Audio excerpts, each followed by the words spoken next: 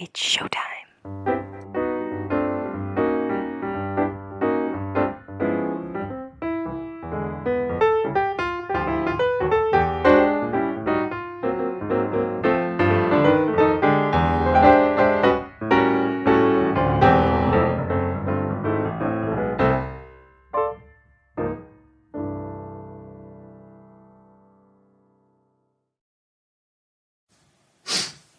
Hello and welcome to Musical Lyrical Lingo. We're your hosts, Tim and LJ. Today and every week we will be discussing musicals, but specifically what they taught us. Did I just start that episode with a... You probably did. I think I might have. It's You might need Aaron, or you might need to cut that Timothy! out. Oh. I just want to ask you a question. You're coming straight in with something here and it's scaring me. No, it shouldn't scare you. I want to know, do you know like doppelgangers? Do you know what a doppelganger is? Yeah, somebody who looks like you. Yeah, do you believe in it? I mean, you're not going to insult me by saying I have a doppelganger. Not really. Over the last couple of weeks, I've been doing a lot of school visits. Mm-hmm. I'm not going to mention what school I was in. Probably best not to. No, but I walked into the Latin room and me and my father and my son had to take 4 glances because the teacher was your doppelganger voice. Not look. Oh, right, okay. Voice. And I don't know if it's because obviously I listen to your voice more now than ever with the podcast. This person was identical. Or maybe it's one of our listeners and he just likes the dulcet tones and of just has yours changed. truly, and he is just trying to be I wish me. that you could have been there. Like, I was also just trying to engage him in conversations to be like, oh my gosh. So you could listen to him No, speaking? to be like... Because that's not at all freaky. No, am I... Maybe, and I turned around to Dad and I was like, please tell me. And he was like, it's so like him. Oh my goodness. It was crazy. I wish you told me this off air, because I'm now going to go through this whole episode going... What school? Where is this? I'll tell you off air, but obviously, I hope so. But I have to now wait for 50 minutes. Without saying it out loud, you probably could guess. Yeah, maybe. So. Well, maybe I'm just, But do you know what? It was lovely. I was like, I recognise that voice, and I was like, no, but that's not my voice, as in my Timothy's voice. I was like, that is so weird. It's when you hear it in your sleep, that's when you need to start worrying. That's when it's gone too far. Ooh. What was that mean? That was like, that's so not okay. No, I think I was just doing, worrying. I haven't thought of that. Yeah. Okay. Well, so somebody is cloning my voice. Yeah. Wow. I'm a bit croaky this week. I've been, really sick. Yeah. Well, I mean, if you can call a common winter cold, really sick, but sick. it's really hit me for 6. I mean, I'm going to start another tally. Do you know we've started a tally chart? And no, this I one's know, going to be how many times Hypochondriac. he says that Something he's wrong unwell. with me. I am living in a state of unwellness at the moment. I know. I think you just need warmer climate. Yeah, I'm going to retire to L'Espanol. No. Lies. No. Italy. Has to be Italy, doesn't it? Yeah. Yeah, how's your week? Yes, it's been good. Busy as always. Oh, aye. Yeah. Yeah. There's always something going on, but here, sure, you can rest when you're dead, can't you? Jeez, right, okay. Bit morbid. I'm winning life as an adult, though. Oh, how? Before coming here, I managed to do my weekly shop in 20 minutes. Oh, I miss those days. Well, this is kind of a new thing for me, because up until January, I was getting one of these kind of company agreement, boxes? yes, subscription box, yes, which was great because it meant I didn't have to do shopping, because I hate shopping for 3 reasons. 1, I hate shoppers. Oh, other people? Yeah, get out of my way. It takes too long for me. 2, I always get distracted by other things that are on the shelf. Okay. So then it's really, really expensive. And I've forgotten the 3rd reason. I think I put reason 1 and 2 in, people, and it takes too long.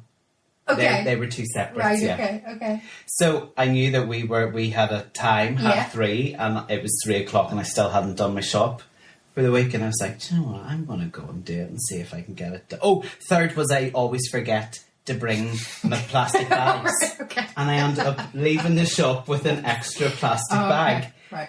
So my house is coming down with bloody plastic bags. I remembered my bags today. Good. Ironically, you forgot that you always forget something. Yeah, I know. Like, welcome to my world. But anyway, I did it in 20 minutes, and I was here relatively on time. Like Give or take a couple of minutes. No, hold on a minute. No, but I was like 2 or 3 minutes late. You walked through the door at 3:37. You saw me drive past your house because I thought I was on the wrong street. Okay. So if you take in the detour to get back onto your street, that's where the extra couple of minutes came in. Okay, well that's good. Here, why did you do it online if you hate it that Oh, much? that's even worse. But then you don't have to worry about other people. No, but then you've got to worry about being in when it needs to be delivered. You've also got to worry about, we didn't have any of that, so we've substituted this nonsense. I can't be bothered with that. Anyway, I showed. If I put a wee list in my phone, I can do it in 20 minutes. Now, the people who I fly kicked out of the way might not be too impressed. No. But I'm aware. Do you do a wee scanner? No, do you not have to be a like membery, like clubby member person to do that? Are you not? See, I'm not, but I'm going to get onto that bad boy too. Do. I know, like, this is a whole new world, like, side of adulting What I've have you never done experienced before? Like, I'm really confused. You've been an adult for a long time. Why do you not have any of those? I would club never party... have done a proper this is the problem. I'm trying to be financially more... Oh, would you just have gone to the local shop and picked up? Yeah. What? No, I have every single. Like I would Asda's, Tesco's, Sainsbury's. I have all of their little wee things. I'd have shopped in wee bits. Do you know what I mean? I'd have gone, okay. I fancy this tonight. Gone into the shop and got it.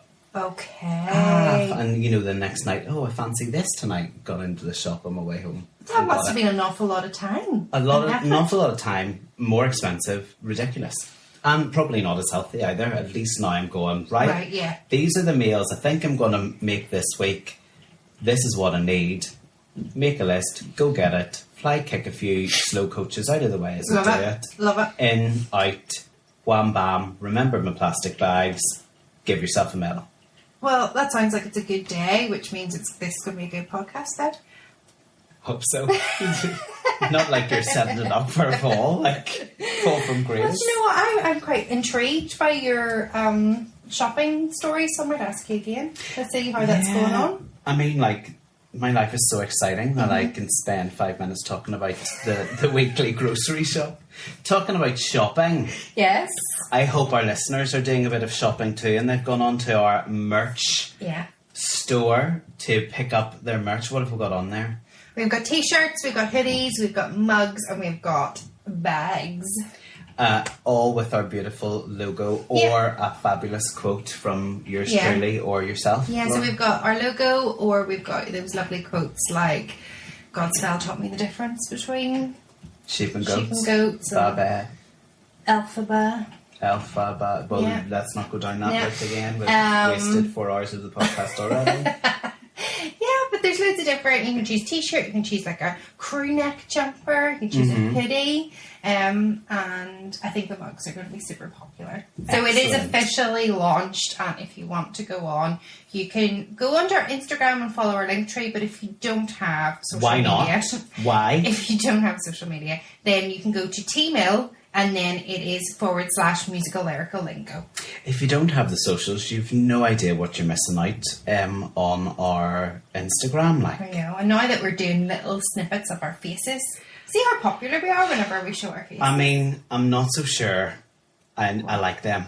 Oh, well. I'm telling you, I our feel listeners love them. I feel I need to make more of an effort now coming to record. Well, I did feel like that today because we have a skip this weekend, and I have been living in, like, junk? No, not really living in the skip. I hope the junk's in the skip, and not you're not getting into the skip with the junk, are you? Lauren, you throw it into the skip, you don't get in with you. I have been living in, like your rubbishy clothes.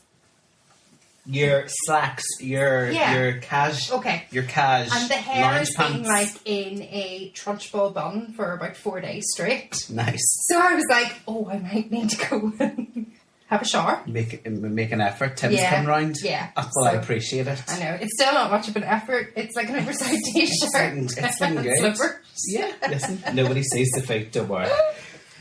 Well, shall we move on? Oh, here, did you watch the musical concert last night? I did. No, I loved it. Hold on.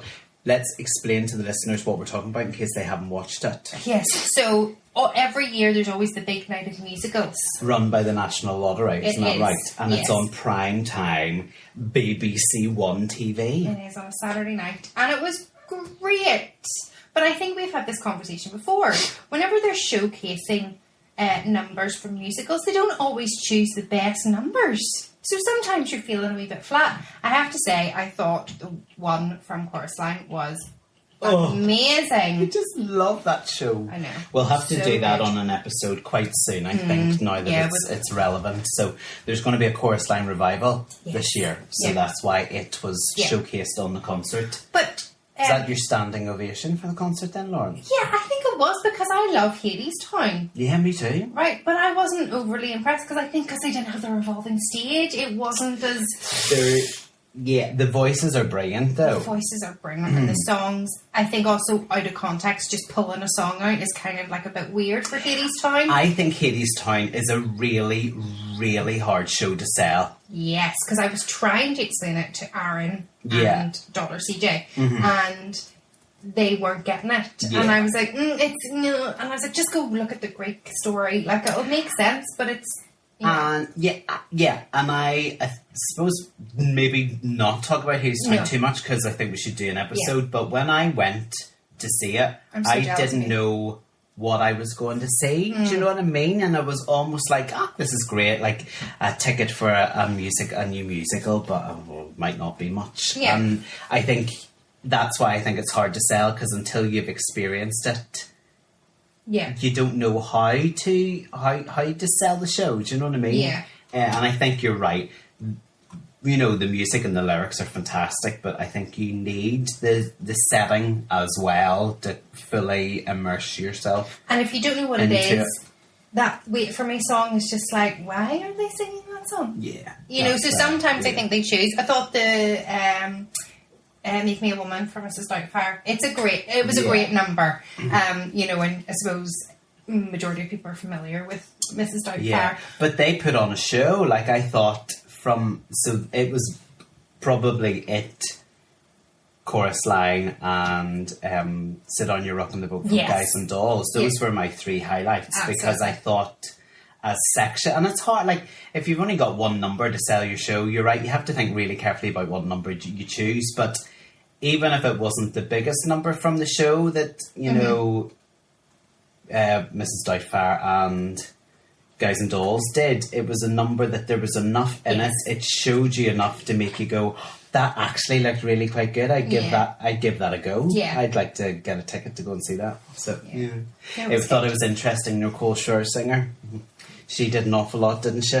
She certainly didn't start singing, did she? I was like, oh my goodness, yes, because I've followed that Savoy performance on social media, and I love that it's going to Broadway. Yeah, so Nicole Scherzinger has just finished as Norma Desmond in Sunset Boulevard, and it's just been announced that it's basically getting a Broadway transfer, so she's about to have her Broadway debut, along with, I think, the front lineup, certainly, of the London cast. They're all going to Broadway, which I think is really lovely. And it was done very differently, this revival, and I think it worked really well, and there was a lot of, video and just different. I don't want to spoil it for anybody that maybe hasn't seen it and wants to see it. But I thought she was going to come on and do. Yeah. Well, it was very exciting when she did come on. It was like, oh, she's going to sing, because it's had quite a lot of press for just how special it was. And I thought, oh, this will be really special. No, she talked about the show, but she certainly didn't sing anything. And then she walked off, and I was like, oh, maybe she's going to come back on. I think maybe they couldn't afford her. Maybe. But then they would have had to have done something to have her. I thought, well, I suppose that's why I kind of like the concert. Not only is it like, musical numbers from various different West End shows, but it also then is advertising some of the other shows that are there that maybe didn't necessarily do a performance. They also did a fantastic segment about what theatre is coming this year. That's what I thought was great. Yeah. So I think I get why she was there. She was kind of, she was talking about a show that is no longer on in London. Do you know what I mean? So unless you're going to book your ticket to America, although all our American listeners, get your tickets for Broadway. But the fact that the concert was on British television, Yeah. But it was, I just love it. Warms the cockles. It warms my cockles and makes my heart feel good. Is that right?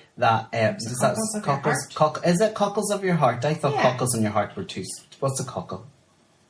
Warms the cockles of my heart. Is it warms the cockles of your heart? Aaron's going to do of my a wee beat. No, that is what the saying is. Well, I went to say that and then stopped myself because I went, no cockles in heart. That couldn't. No.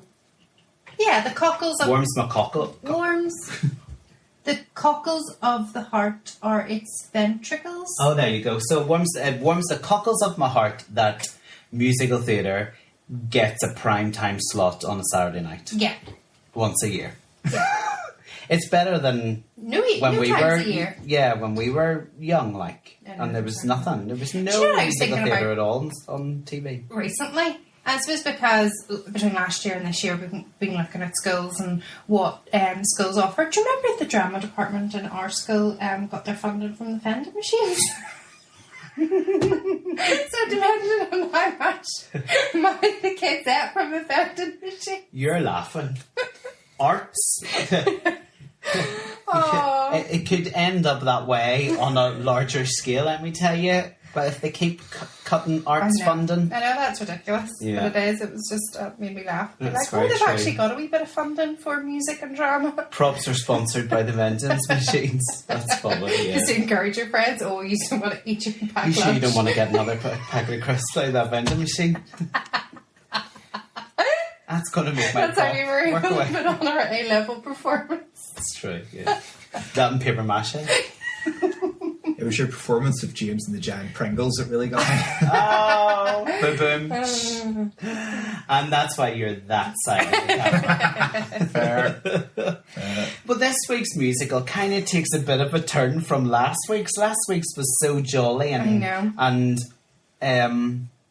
joyful. Now, I think our musical this week does have a nice positive ending, but it's hard going at times, I think. Yeah, and it's not hard because it's not a good musical. It's just the source material. Yeah, and the story, the story it's telling.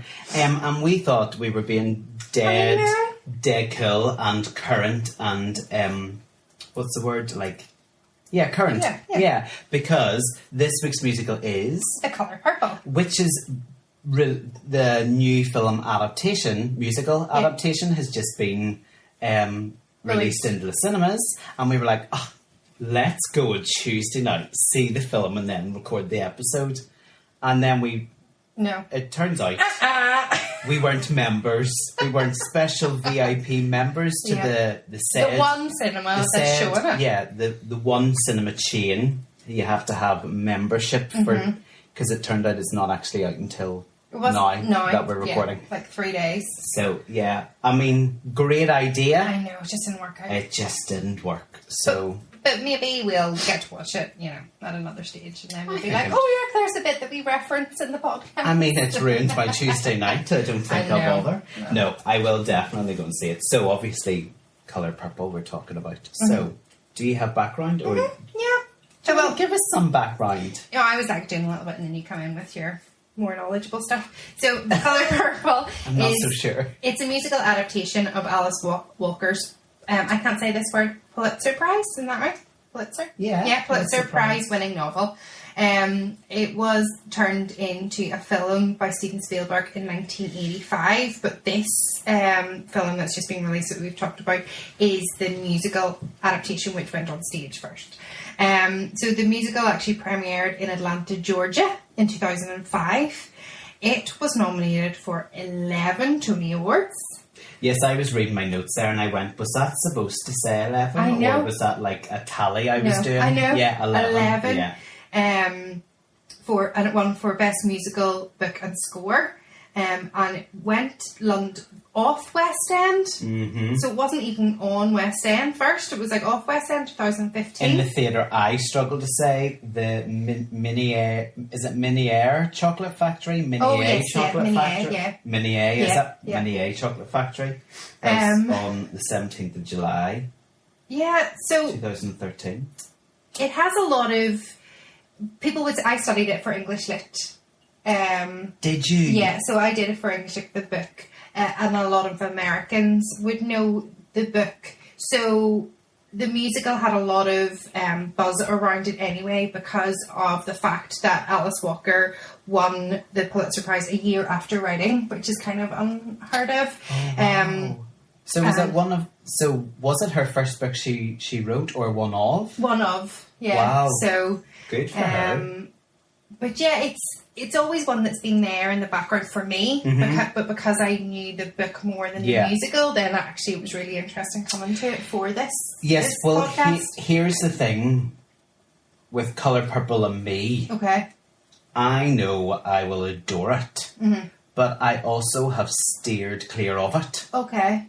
I've steered clear of reading the book, and when I say I've probably had the book on my bookshelf for 12 plus years, okay. and I still haven't read it. I haven't watched the original film. Okay. I have taken what I know from listening to the soundtrack and clips, but even at that, it's stopped me from committing to properly immersing myself in The Colour Purple, because I just think I would really struggle. Yes. I think I would find it really difficult to watch or to read because of the content. Yeah, I think it's very hard-hitting, very heavy. It's very, very heavy. And it's difficult as well because this book was written Alice Walker, who is a coloured woman, and it is written about a coloured woman. Yeah. But there is a lot of sexual abuse in it. There's a bit of child abuse in it. There's a lot of like exploring your own sexuality and what it means to be a black woman at that time. And so I think it's sometimes hard to feel like you can understand it or relate to it. But I think that what the musical did a good thing was opened it up to a new audience, wider audience, and kind of is able to express some of those things which are really hard to read about in the book through song. So you can kind of feel the emotions. You still get it, and you still kind of hit you, but whenever you're reading it and you're realising it's written in letters, so the book. Oh. So it's her letters to her sister and back. So and it's written how she speaks. Yes. So, yeah. For anybody who doesn't know, obviously, the novel and then the musical, it follows the journey of Cecile, an African-American woman in the American South from the early to mid-20th century. And it delves into a lot of what Lauren's just said. The Colour Purple, the musical... Also, to lighten it up a wee bit before we maybe go heavy again, it has a really cool link to American Idol. Oh, does it? Yes, it does. So, Jennifer Hudson, American Idol fame, and then, like, amazing singer. She actually made her Broadway debut in the 2015 revival of Colour Purple. But prior to her, Fantasia Barrino, who was also an American Idol winner, I think, she assumed the role of Cecile in the original Broadway production, becoming the first American Idol winner to ever be on Broadway. Oh, okay. Yeah. And then she reprised her role in 2010's national tour. And now she's reprising her role of Cecile in the new film adaptations. Yeah. So I thought that was cool. I was like, oh, nice wee Yeah. link there to actually, American Idol. There's a lot of people involved in either the West End production or the Broadway or the tour that you would know of, and names that you maybe be household names now. And in fact, Danielle Brooks, who plays Sophia, one of the characters, she has just been nominated for an Oscar for The Colour Purple, for that role. Oh, brilliant. So she was in the... I think she was in Broadway and West End. She was definitely in West End. So what kind of happened with the off West End production in the mini chocolate factory? It was the first international production of it, and it was directed by John Doyle, and it did its London stint, and then that production, along with a lot of its frontline cast, including, I think, that girl Danielle Brooks, and obviously Cynthia Erivo, who played Cecile, who I'm sure we will talk loads more about in this episode. They went to Broadway. So that was Cynthia Erivo's Broadway. Yes, that makes sense. Broadway debut, and then she won the Tony Award for Best Female Actress in a Musical for it. So... yeah, it was that London production that was then the Broadway revival. Yes. Do you know what I mean? Yeah, that makes sense. And I think it was a very different production to maybe the production, the original productions or the national tours that came before it. Yeah. Yeah. It's a little different as well because music and lyrics are by Brenda Russell and Ali Willis. Who are producers and songwriters, but for pop and hip hop. And it does not have that feel when you hear it. No. So I actually then went and listened to just a few songs from Brenda Russell, and there's one that she wrote and sang called "Too Cool for the Room." But it's such a like a 90s, like put the album on and just like chit chat like in the background. It's pretty cool, but so different from Colour Purple. Yeah, very. Which that mesmerises me because sometimes, and I suppose we find that if you you go, oh, that's written by that, oh, you go, oh yes, that kind of makes sense because that stuff's similar or whatever. There's nothing. The sound is not there. The same. So, which makes me love that they have really got the sound of Colour Purple and the book through music. Yeah. They got it. Stephen Bray did lyrics as well, and then the book was Marsha Norman. Yeah, adapted from Alice Walker's. Yeah, very good. Shall we move on to our musical lyrical lingos then? Yeah, let's go. So a lot of the lyrics are how these women would speak. And these men would speak. Yeah. So a lot of it is slang. Would that be the right? Or it's like done phonetically, like how it sounds rather than how it should be spelled. Yeah. That's how they say it. Yeah. Okay. Certainly, when you're looking up the lyrics, it is written how it's heard. I think. Yeah. That's right. Just to get that element of accent or dialect, I suppose. Yeah. So the first one is from Huckleberry Pie, which is one of the first songs, and that is between that is between Nettie and Cecile. No, I could keep saying Celie. So Huckleberry Pie, I was like, actually, what is Huckleberry Pie? I didn't know Huckleberry Pie either. Because I know about Huckleberry Finn, so I knew that the Huckleberry was a name, but I don't know. Anyway, it's a sweet and they're sweet and tart berries, huckleberries. Yep. And to make a huckleberry pie, you need huckleberries, sugar, tapioca, lemon, and cinnamon. So put that in your shopping list for next week. Yeah, and I'll try a wee huckleberry pie. Sure enough, moon gonna rise like a huckleberry pie in the middle of the sky. That's a lyric. And that kind of, so it's spelled SHONUFT, which is what you were saying about, the vernacular there. Sure enough, moon gonna, GON apostrophe for gonna rise. Yeah. But actually, the huckleberry was named because a colonist misidentified them whenever, obviously, it came over, and they misidentified it as the European blueberry, which was known at the time as the hurtleberry. Mm. And then it just, over time, has become huckle. So Yeah. hurtle to huckle. There you go. Yeah, I learned that. That was good. What about you? Do you have anything in that song? Or None in that song. I think the story in general. Mm-hmm. Clearly, I was a very insular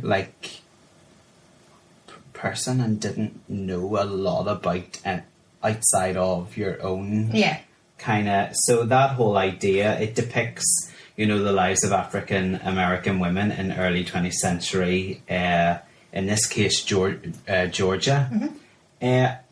And just the gender equalities,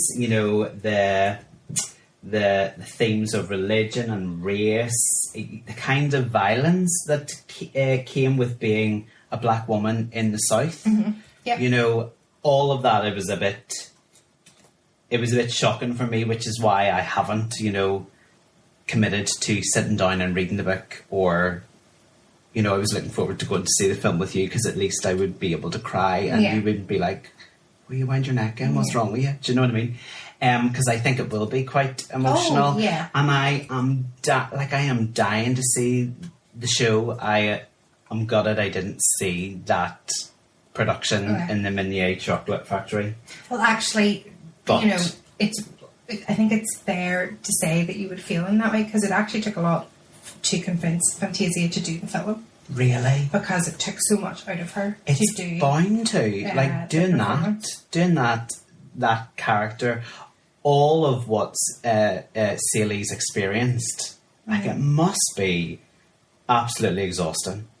Yeah, it is. And for those that don't know, you meet Celie at the very beginning, and she's 14 and she's pregnant. Mm-hmm. And what I love about the Colour Purple musical is that the church ladies and the people that sing is almost like a Greek chorus. Mm-hmm. So you sort of have those questions, and then you understand more because these people tell you through song. Yeah. So, and they sort of ask the question like, who's the daddy? And it turns out that Alfonso is the father of her children. This is her second one that she's given birth to. Now, as the movie, the book, the production goes on, we realise that Alfonso isn't actually her biological father. Okay. But it's her father, and anyway, he was doing these horrible things to her. So she's 14, and then not long after that, she's married to a man called Mister. Mm-hmm. And in the book, he's not given a name, and he's not given a proper. I think it's out of understanding that he wouldn't even let her know his first name. Yeah, she didn't need to be privy to that information. Yeah. And he didn't want her. He wanted the sister. Yeah. And the Alfonso was like, no, you can't have the sister. You can have the ugly one. She's ugly even and the way, she works like a horse. Yeah, even just lines like that. I was like, I just feel uncomfortable to watch it or read it or see it. Yeah. You also see Celie's struggle with her faith. Yes. So religion plays a massive part in it, because obviously, that time in history, that American South, religion is a big thing. Yeah. Church was what they went to church, and it was the church everything. community, and it was people that they could support them in those dark times and really lean on whenever there was nobody else for them to help them through situations. And you see then in the musical, she writes letters to God. Mm-hmm. And is losing trust in him with all this awful, one thing after another happens to her, and it's just piles up and it's awful, until another character we'll probably talk about soon, Shug Avery, helps her. Yeah. And in the song Lily of the Field, Celie sings, I never asked for anything, but I'm asking for this. If I'm really a lily of the field, you will answer my prayer, or you're no God at all. And that lily of the the Field. Yeah. I wasn't aware of. Do you know much about that? Yeah, just that it's from the book of Matthew. Yeah, Matthew So, 6:20. 28 to 30. 30, yeah. Yeah. And it says, "And why are you anxious about clothing? Consider the lilies of the field, how they grow." In other words, don't be anxious. Yeah, don't fret or worry about hoarding. It's like it's the lilies. They're talking about, you know, how don't worry about hoarding their share of soil, Yeah. or whether a nearby lily is getting more sun. Yeah. But yet the lilies continue to grow and thrive. Yeah. It took a while for me to get my head around all of that. I was Yeah. like, right, okay. So likewise, we can find our best growth when we give up on struggle. Yes. Am I getting? Yeah, am yeah, I? right. Yeah. I You're right. honestly felt I was right back in school in No. RE lesson when I was doing that research. I was like, okay, Yeah. that went down a longer tunnel than I first expected. And I but there we think- go. I didn't know what that reference to Lily of the Field was. Yeah, but that is a huge part of the book, the story.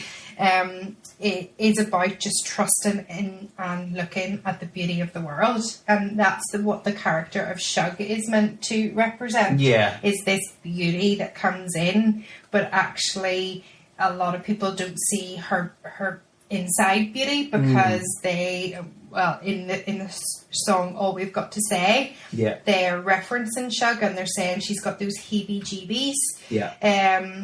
which just means that she's a bit nervous. That's something I would say. Yeah. Like, even now, I've And got then- the heebie-jeebies. Yeah. And then they talk about the fact that she's always on the reefer, which is cannabis, and she's always on candy cane, which is cocaine. Oh, wow. Okay. So Shug isn't, like, Shug and not a girl. yeah, and she's got a lot of sexually transmitted diseases. Well, yes, no, because she does talk about, you know, she's obviously an artist as well, like, is it jazz Mhm, or yeah, jazz jazz singer? And she obviously comes home, and her and Celie have a really close relationship, and she definitely helps Yeah. Celie out. So the Broadway, or the musical, does not touch on what the book touches. Right. So So, they what does have the book touch on? they have a romantic relationship. Okay. And Shug is the one that makes Celie fall in love with her body. So as I explained at the beginning, you know, she's 14 whenever she's having her second child. And whenever her husband, then he forces her to just go up to bed, and he's just like, the bedroom's upstairs, and makes her perform these horrible acts Right. without any enjoyment. So Shug is the first person that shows her to love herself, but also that she needs to start exploring her own body. So there's some graphic Okay. thing in the book Right. which have been eliminated from the musical. Fair. Yeah. Okay. And I'm not sure why they decided to, Yeah. because I really feel like Shug is the only one that makes her love herself and therefore have that love relationship with God again. But you do get that within the songs. Like, you do get that in the songs and some of the duets that the two of them have. But back to Shug's sexually transmitted diseases, she does say to Celie, you know, they've clearly fallen in love. And then she says, but you have to allow me to go back Yes. into town or wherever, because there's this one guy. And after I've been with him, I'll come home. And Celie's like, no, but what about love? What about me? Yeah. And that's when she lets Shug go, but she still loves herself, which she didn't at the beginning, which is why I was saying in the beginning, it ends in a more positive note, and it's, as a person, you know, how she feels about herself, she's in a much better place. Yeah, she is in a much better than place. she is at the beginning. But, Shug, there's a lot of big names who have played Shug. Oh, A lot of big names. I love Heather Hadley, yeah. Hadley. She is in one of my guilty pleasures on Netflix show called Sweet Magnolias. Okay. And Aaron, anytime I'm watching it, he's like, watching this drivel, but I love it. And again, it's about women in the South who love God, and you know, God is their main focus. But they get together every Tuesday night for margaritas, and I just want to do that. I want to get together. I first came across her when she was Rachel Marin in The Bodyguard, the musical, and like when she did when you know the drums dropped, boom, Yeah. and I was like, oh, who is this? But like, who is this person? But I think no matter what she does, so even in Sweet Magnolias, you're with her every part of the way. She's the emotion that she conveys, either through just her speaking lines or her singing voice. Yeah. Unbelievable. So she assumed the role of Shug Avery from Jennifer Hudson. Mm-hmm. So when Jennifer finished her time in the Broadway revival, Heather took over. Then this absolutely blows my mind. Mm-hmm. Jennifer Holliday of Dreamgirls fame, 1981 to 1983, winner of the 1982 Tony Award, and she also won a Grammy.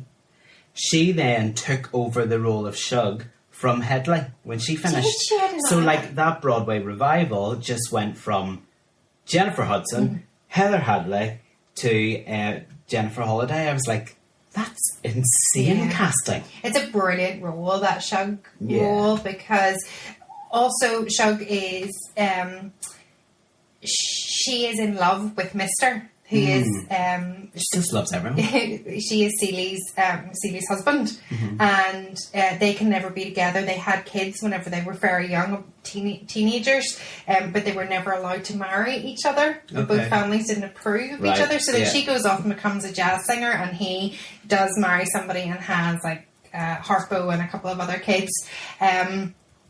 But they always just love each other. And even Alfonso, whenever he comes around and says, I want to marry Nettie, he's like, just go marry Shug. And she goes, Shug's not a raising kids type of woman. Yeah. You know, so it's just that person that they were meant to be together and just weren't allowed to be together. Yeah. But I like that character because you think she's one thing. You think she's a mistress whenever you hear about her. Mm-hmm. And then whenever you see her, she has so much love and she needs that love in return. You know, she can give it, but she needs it. Fantastic show number, doesn't she? Another great character, as you've mentioned, is Sophia. Yeah. So she, from the word go, she's a bit stronger than a lot of the other female characters. She's taken no crap from these men. Yeah. Do you know what I mean? And her song Hell No says it all. Yeah. She actually leaves her husband Harpo? So she leaves Harpo because he tries to beat her in order to get her to listen and conform to his demands. Do you know what I mean? And to stop her from bossing him about. Yeah. So she leaves, and when she leaves him, Harpo then turns their house into a juke joint, and I didn't know what a juke joint was. Oh, okay. So a juke joint, African-American term for an informal establishment featuring music, dancing, gambling, drinking, primarily operated by African-Americans in the southeastern United States. Also known as barrel houses. Yep. And Didn't know any of that. A lot of moonshine would have been sold at those things. Moonshine? I think I've heard from another musical. What's moonshine? Moonshine is a high proof liquor, traditionally made or distributed illegally. And I'm almost sure moonshine is mentioned in Annie Get Your Gun somewhere. There's pretty sure. There's something about moonshine and Annie Get Your Gun that's clicking in my head here. Do you know why it's called moonshine? Why? Because it was done illegally. It was done out in the wilderness using the light of the moon. I'm pretty sure that's it is. I thought it was just because it sent you to the moon when you drank it. Does that as well. Yeah. But it's mentioned quite a lot in loads of things. I don't think it's mentioned in Bugsy Malone or anything like that. But it would be the same sort of people would be making illegal alcohol of that time in history. Yeah. Very good. Do you have any other musical lyrical languages? So Nettie, which is Celie's sister, she wants and dreams of being a school teacher, and she goes to Africa, and she ends up meeting Celie's children, which I just love that. Who were sent away at the very beginning very beginning, and she talks about when the second half opens, and she talks about African homelands, and she mentions a tribe called the Olinka tribe. But the Olinka tribe aren't actually a tribe, so I was just looking that up. So the Olinka tribe has created just as an amalgamation of characteristics of different African tribes. And I just thought that was interesting that they decided to not quote choose an actual tribe, but to reference that there were. And also then just the church ladies in Easter, the Easter song, they sing Hoochie Loochie, and that describes several sexual proactive belly dances that were from the mid to late 1800s. Hoochie Loochies? Hoochie Loochies.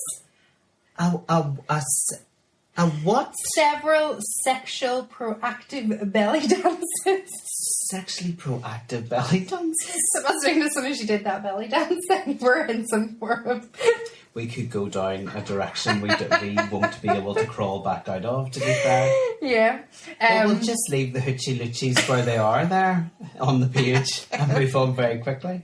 Interesting. Do you have any more musical lyrical? I don't know, because I think I've limited myself because I haven't allowed myself to fully delve into it. I just need to have a bit of go for it.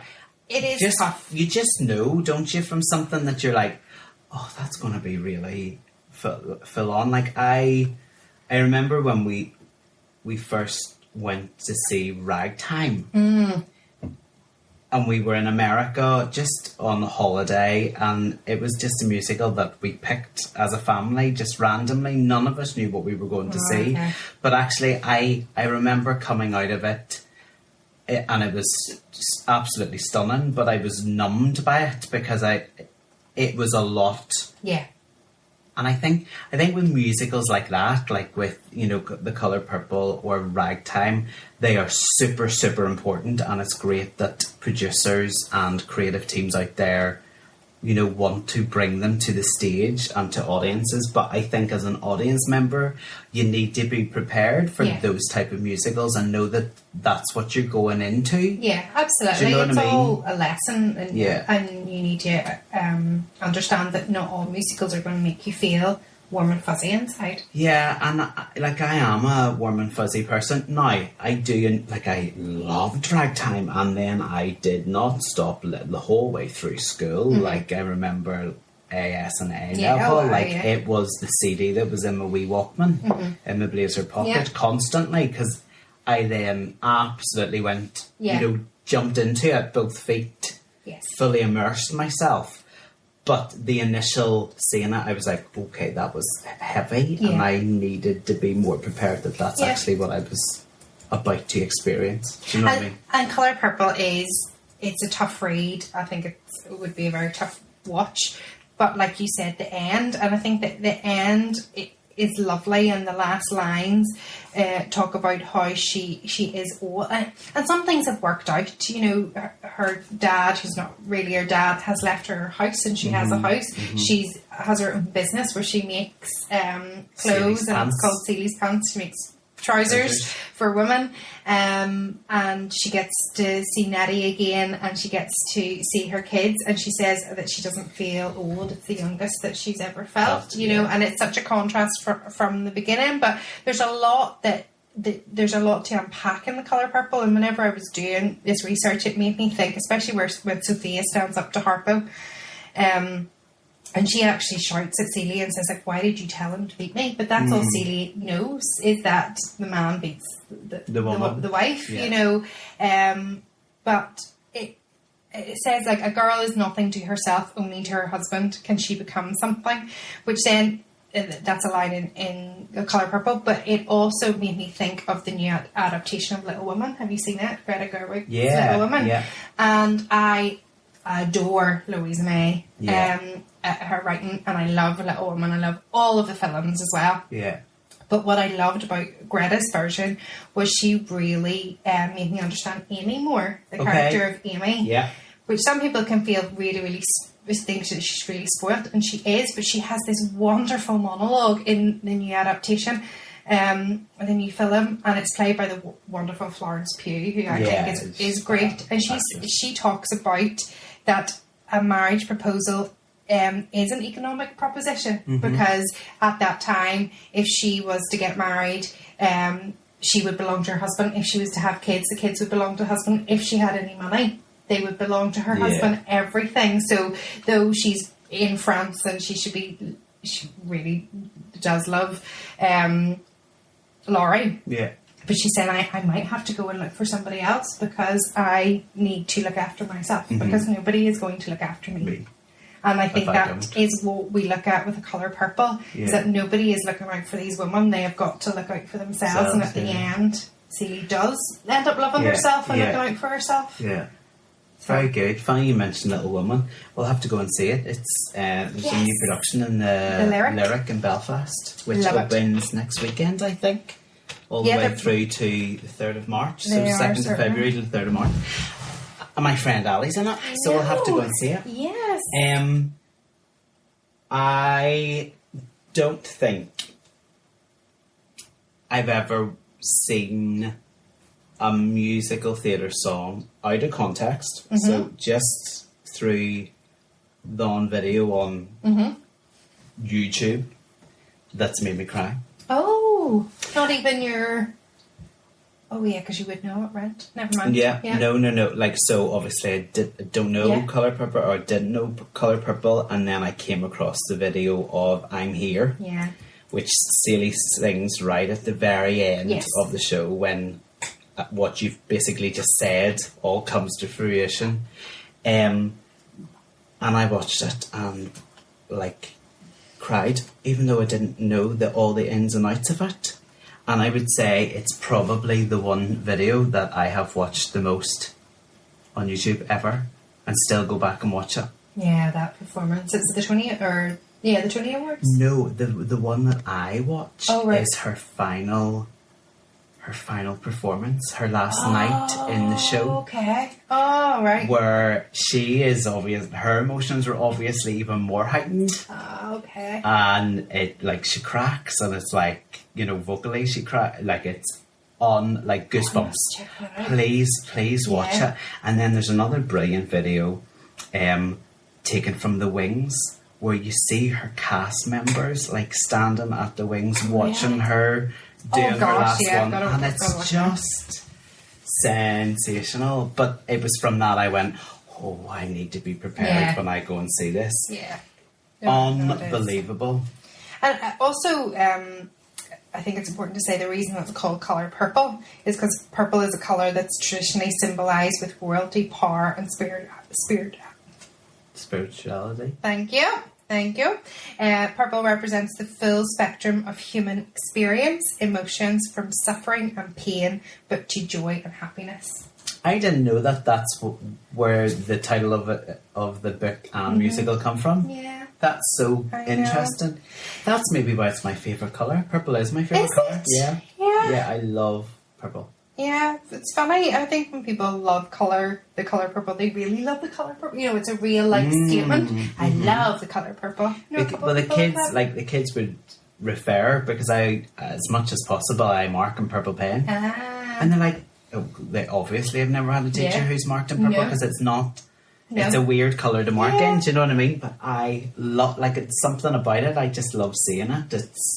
It's my colour.